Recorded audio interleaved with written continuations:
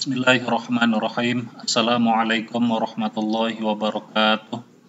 Allahumma sholli ala Sayyidina Muhammad wa ala ali Sayyidina Muhammad.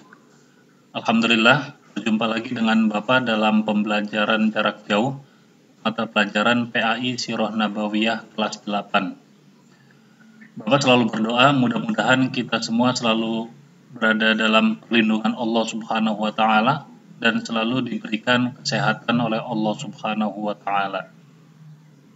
Baik, pada kesempatan kali ini pembahasan kita masih melanjutkan materi sebelumnya, yaitu tentang Khalifah Utsman bin Affan. Kalau sebelumnya kita sudah membahas tentang profil Utsman bin Affan dan proses pengangkatan Utsman bin Affan menjadi khalifah, maka pada kesempatan kali ini kita akan membahas tentang prestasi Khalifah Utsman bin Affan dan hikmah kepemimpinan Khalifah Utsman bin Affan. Kita sudah mengetahui bahwa Utsman bin Affan adalah khalifah ketiga pada masa pemerintahan Khulafaur Rasyidin. Beliau menjadi khalifah untuk menggantikan Umar bin Khattab. Utsman bin Affan berkuasa dari tahun 23 sampai tahun 35 Hijriah atau bertepatan dengan tahun 644 sampai 656 Masehi. Sehingga kalau kita hitung, masa kepemimpinan Utsman bin Affan kurang lebih selama 12 tahun. Utsman bin Affan memiliki nama lengkap Utsman bin Affan bin Abdul As bin Umayyah bin Abdul Syam bin Abdul Manaf. Sedangkan nama ibu beliau adalah Arwa binti Quraiz bin Rabi'ah. Utsman bin Affan dilahirkan di kota Thaif pada tahun 579 Masehi atau tahun ke-8 setelah kelahiran Nabi Muhammad SAW. Beliau berasal dari keluarga yang kaya raya. Sebelum masuk Islam, beliau dipanggil dengan sebutan Abu Amr dan Abu Abdullah. Beliau dikenal memiliki sifat jujur dan rendah hati di kalangan umat Islam. Bahkan sebelum memeluk Islam, beliau terkenal dengan kejujuran dan kerendahan hatinya. Beliau masuk Islam atas ajakan Abu Bakar As-Siddiq, yaitu sesudah keislaman Ali bin Abi Thalib dan Zaid bin Harisah. Beliau adalah salah satu sahabat besar dan utama Nabi Muhammad SAW, serta termasuk golongan as-sabiqunal awwalin, yaitu orang-orang yang terdahulu memeluk Islam dan beriman kepada Allah Subhanahu wa taala. Utsman bin Affan menjadi khalifah selama kurang lebih 12 tahun. Dan selama itu, banyak prestasi yang berhasil beliau torehkan. Yang akan menjadi pembahasan kita pada kesempatan kali ini adalah 4 prestasi besar Khalifah Utsman bin Affan yang masih dapat kita rasakan kemanfaatannya hingga saat ini. Apa saja prestasi besar Utsman bin Affan? Yang pertama adalah kodifikasi Mushaf Al-Quran. Kemudian yang kedua adalah renovasi Masjid Nabawi, dan yang ketiga adalah pembentukan armada angkatan laut, yang terakhir, yang keempat adalah perluasan wilayah Islam. Kita akan membahasnya satu persatu. Yang pertama adalah kodifikasi Mushaf Al-Quran.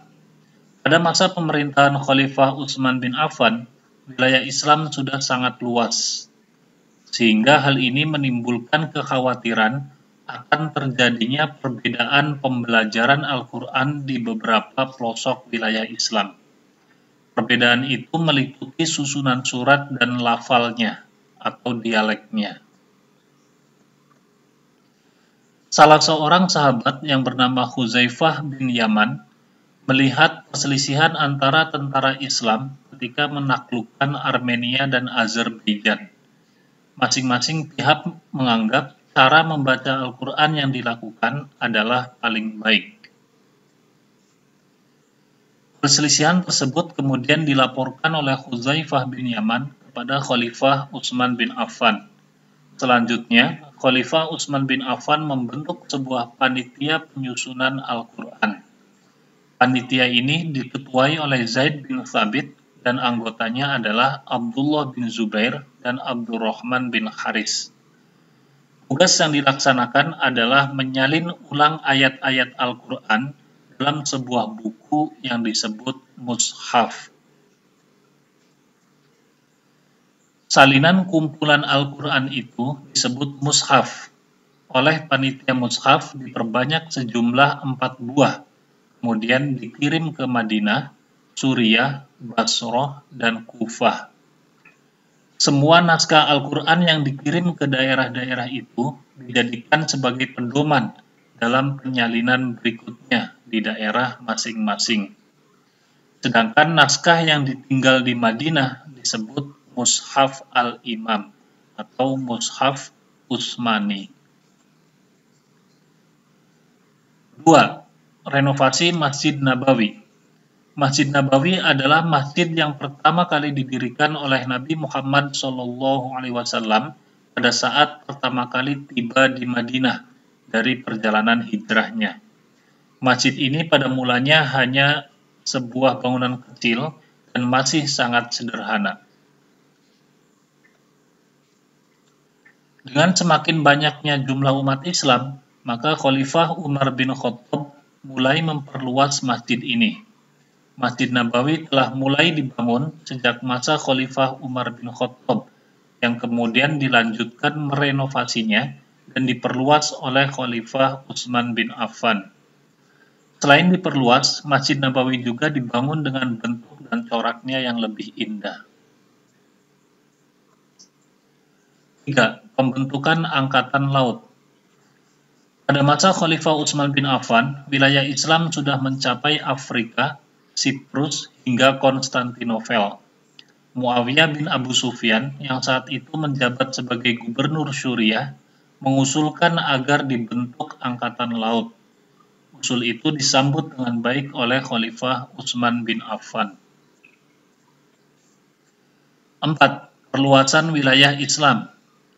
Serangkaian penaklukan bangsa Arab dimotivasi oleh semangat keagamaan untuk menjadikan dunia memeluk dan mengakui agama Islam. Pada masa pemerintahan Khalifah Utsman bin Affan, wilayah Islam sudah semakin meluas. Wilayah perluasan di masa Khalifah Utsman bin Affan diantaranya adalah 1.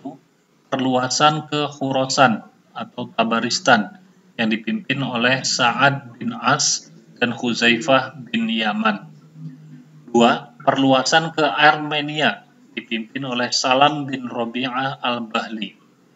3. Perluasan ke Afrika Utara atau Tunisia yang dipimpin oleh Abdullah bin Sa'ad. 4. Penaklukan ke wilayah Rey dan Azerbaijan yang dipimpin oleh Walid bin Uqbah. Hikmah kepemimpinan Khalifah Utsman bin Affan. Utsman bin Affan adalah sahabat Nabi Muhammad SAW yang istimewa dan menjadi salah seorang yang pertama memutuskan untuk memeluk agama Islam. Beliau adalah khalifah ketiga yang juga dijamin masuk surga oleh Allah Subhanahu wa Ta'ala. Jadi ada 10 sahabat Nabi Muhammad yang sudah mendapat jaminan masuk surga dari Allah Subhanahu wa Ta'ala. Siapa saja mereka? Abu Bakar As-Siddiq, Umar bin Khattab, Utsman bin Affan, Ali bin Abi Thalib, Thalhah bin Ubaidillah, Zubair bin Awam, Abdurrahman bin Auf, Sa'ad bin Abi Waqqas, Sa'id bin Zaid, dan Abu Ubaidah bin Al-Jarrah. Kisah Utsman yang menjadi saudagar kaya paling dermawan terungkap saat terjadinya Perang Tabuk. Pada saat itu, ketika Perang Tabuk akan berlangsung, umat Islam sedang berada dalam keterbatasan. Akhirnya, Utsman bin Affan membantu umat Islam dengan memberikan 300 ekor unta dan 1000 dinar untuk keperluan berperang umat Islam. Beliau dianggap menjadi berkah bagi umat Islam di kala itu. Beliau juga sangat gemar melakukan sedekah.